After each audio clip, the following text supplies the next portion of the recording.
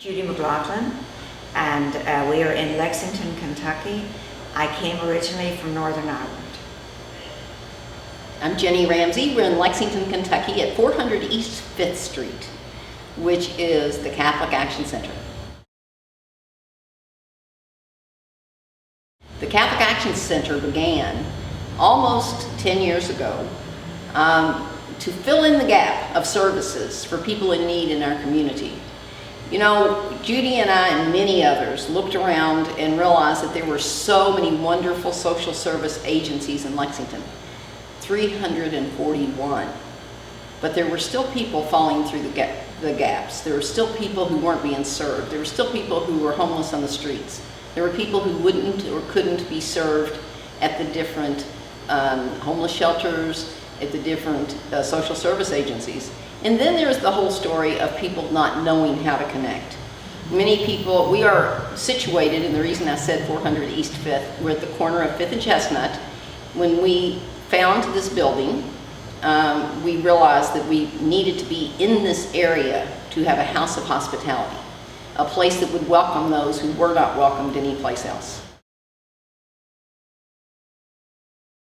We have 414 communities of faith in Lexington. How could we have homeless? How could we have people that weren't being served? So the story begins with that beginning of feeding the hungry, because people always want to feed the hungry.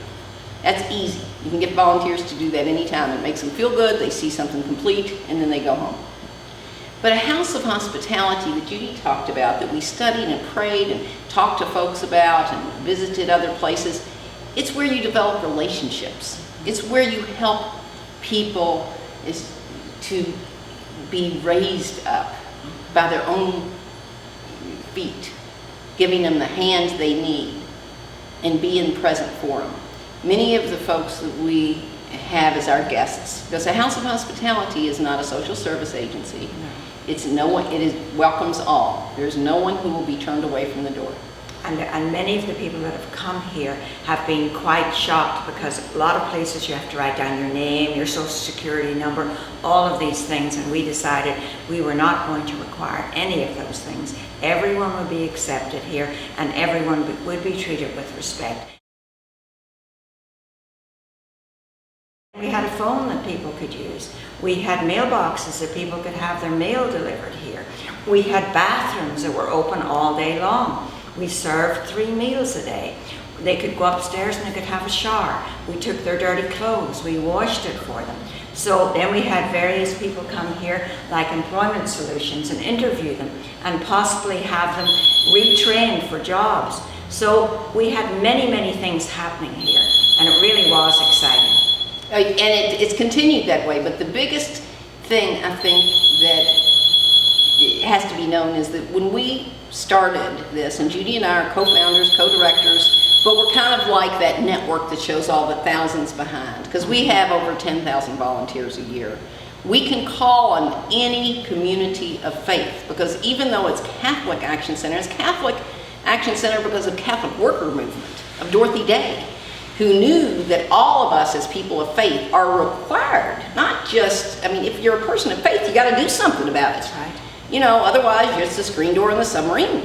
Why call yourself a person of faith and have no action? And it's so obvious that we can solve the problems with our folks, with our guests, and over 3 million meals served now here. Over 95,000 people who have sat in these same chairs to spending the night, who would be out on the streets otherwise, because we're open only 6 months a year, 24 hours a day. We're open 7 days a week, 10 hours a day, the rest of the time.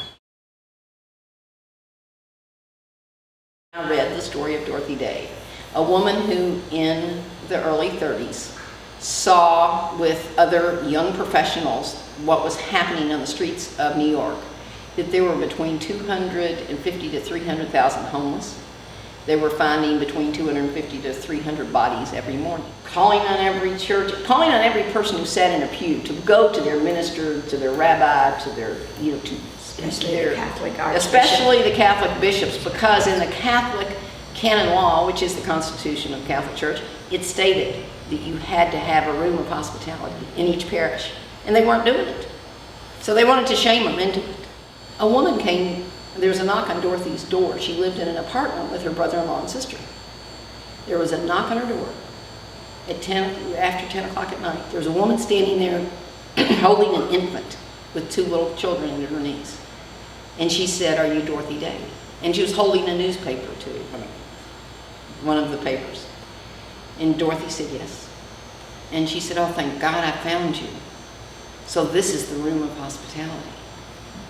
And Dorothy said, "Oh, no. This is my brother-in-law's apartment. I just stayed with them. We don't have room. We're calling on the churches and the synagogues and the mosques to open their doors." And the woman burst into tears.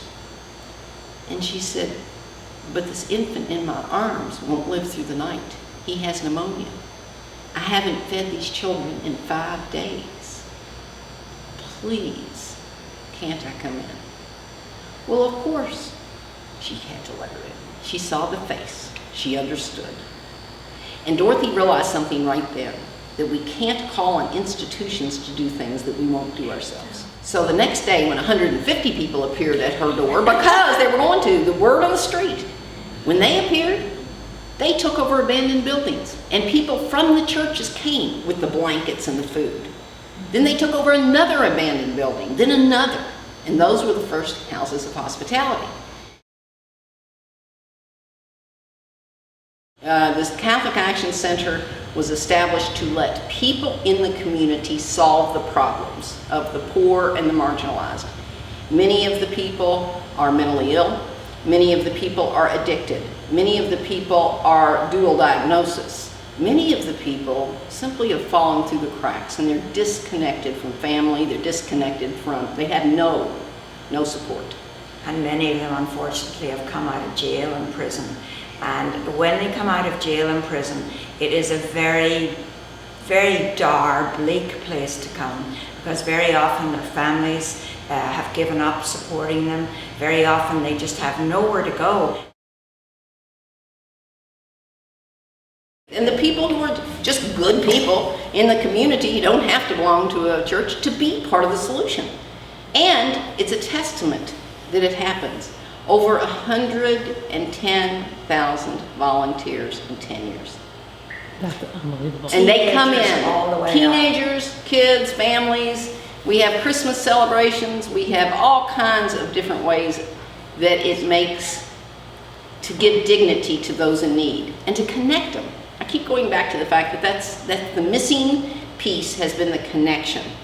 Most of our folks we will send to the social service agencies. We'll get, on food stamps or get them in the Salvation Army or do whatever, wherever they can connect, we want to connect them. Yes, we do. We're not about recreating anything that's already there. All this has come because people have seen the need and recognized it and said, we want to help.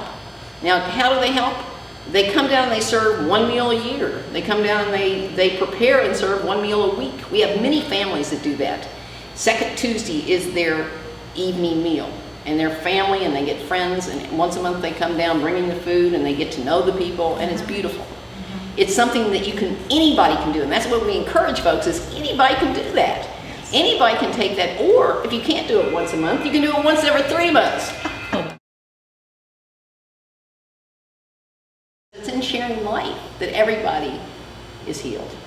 And that's the deal with the Catholic Action Center. We will share life with whoever walks through that door, because each and every one of us who walks through that door is broken. And it's only in the connection of people that we become whole.